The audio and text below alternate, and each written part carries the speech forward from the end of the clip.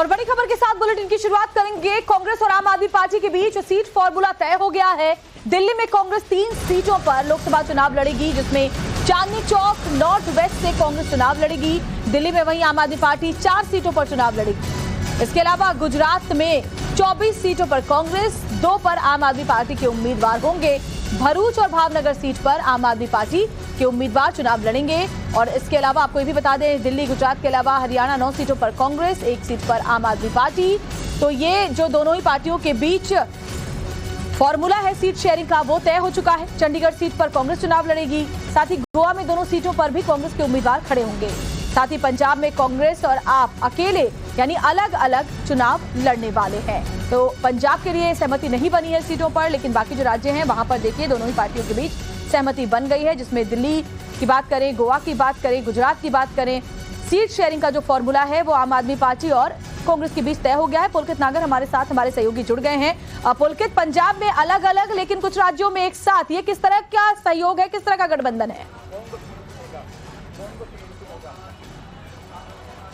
देखिए, गठबंधन में हर दल को उसके हिसाब से कोशिश किया गया एडजस्ट करने का, यानी कि आम आदमी पार्टी और कांग्रेस ने दोनों ने अपनी अपनी कुछ चीजें छोड़ी हैं तो कुछ चीजें मिली हैं। जैसे कि अगर हम गोवा की बात करें तो गोवा में आम आदमी पार्टी एक सीट पर अपना कैंडिडेट अनाउंस कर चुकी थी, लेकिन उसने कांग्रेस के लिए वो सीट छोड़ दी, तो दोनों सीटों पर अब कांग्रेस चुनाव लड़ेगी।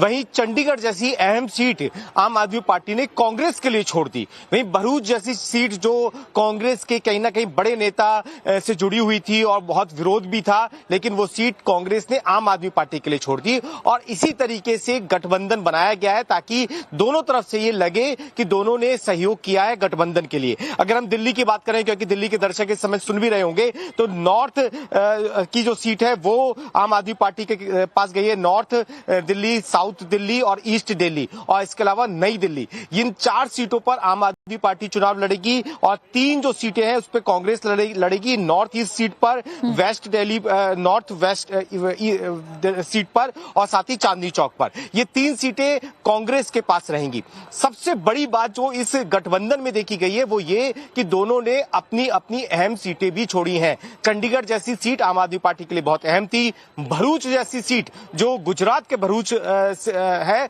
वहां की सीट कांग्रेस के लिए बहुत जरूरी थी, लेकिन उसने आम आदमी पार्टी के लिए छोड़ दिया। और गोवा में भी इसी तरीके से मिलजुल कर गठबंधन किया गया है।